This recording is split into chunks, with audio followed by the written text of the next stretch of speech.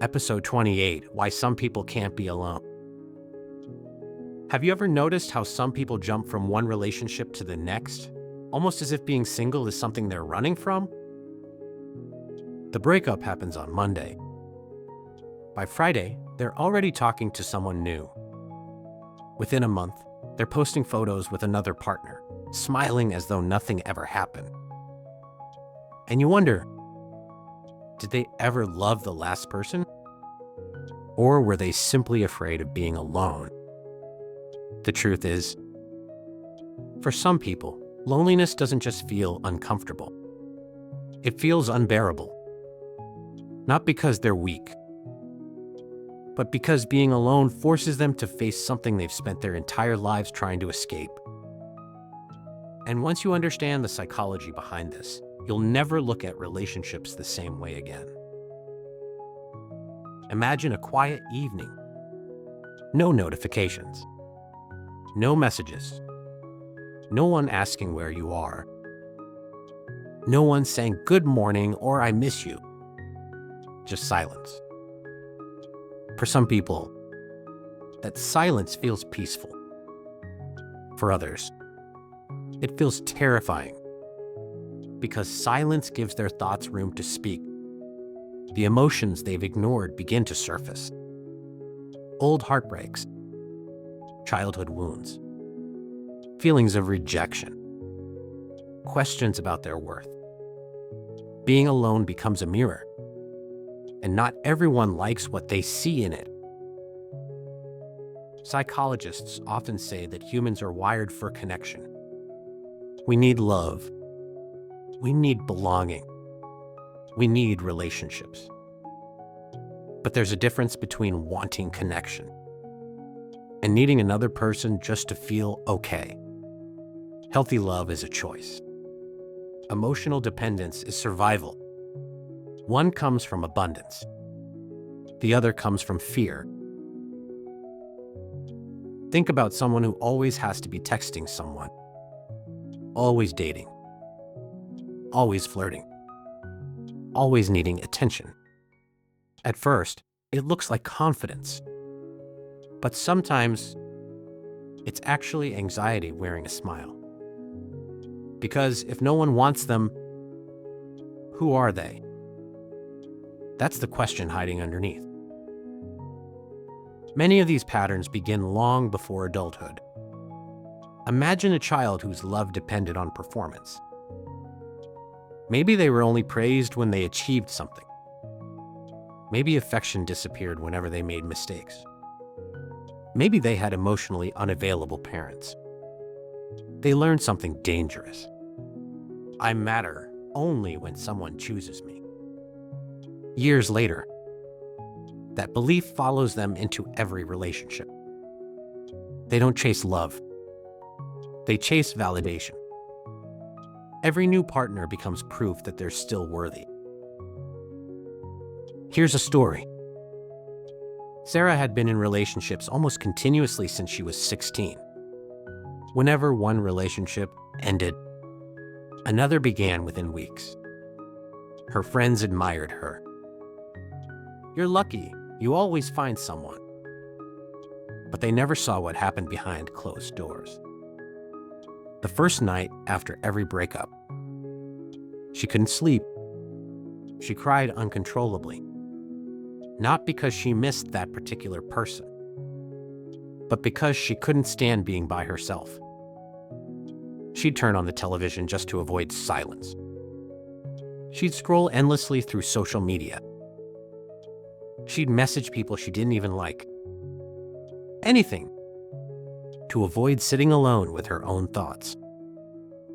Eventually, therapy helped her realize something. She wasn't addicted to love. She was addicted to distraction. This is something psychologists call emotional avoidance. Instead of processing pain, some people replace it. A new relationship becomes emotional pain relief. It works temporarily. But unhealed wounds don't disappear. They simply travel into the next relationship. And the next. and the next. That's why you sometimes see the same relationship ending over and over with different people. Different faces.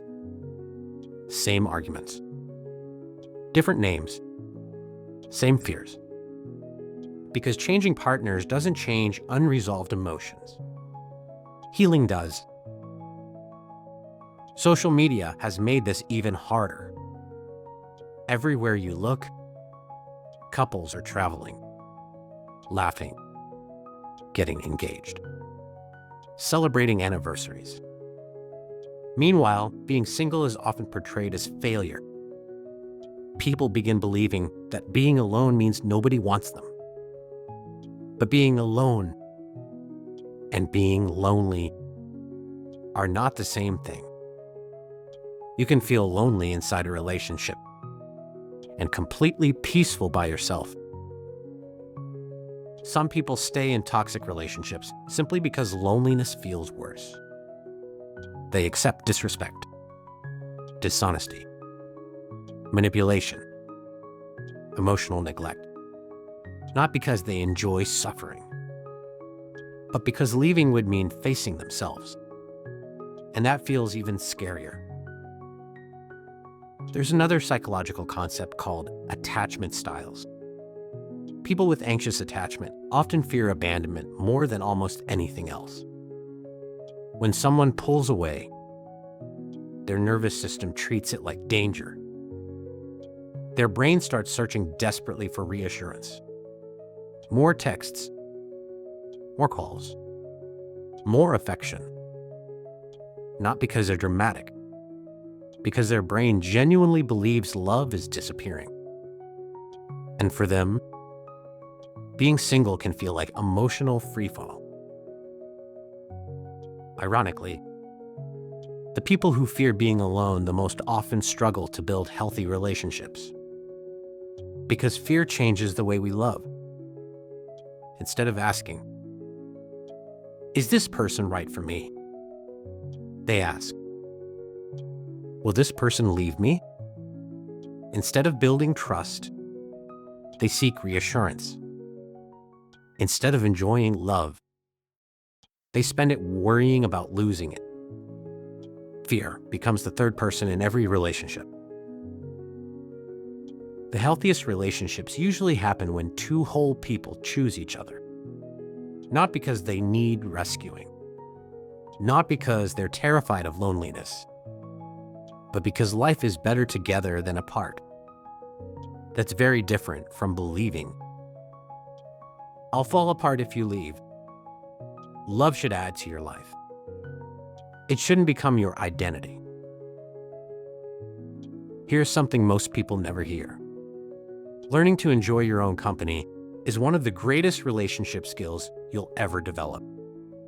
Because when you're comfortable alone, you stop accepting less than you deserve.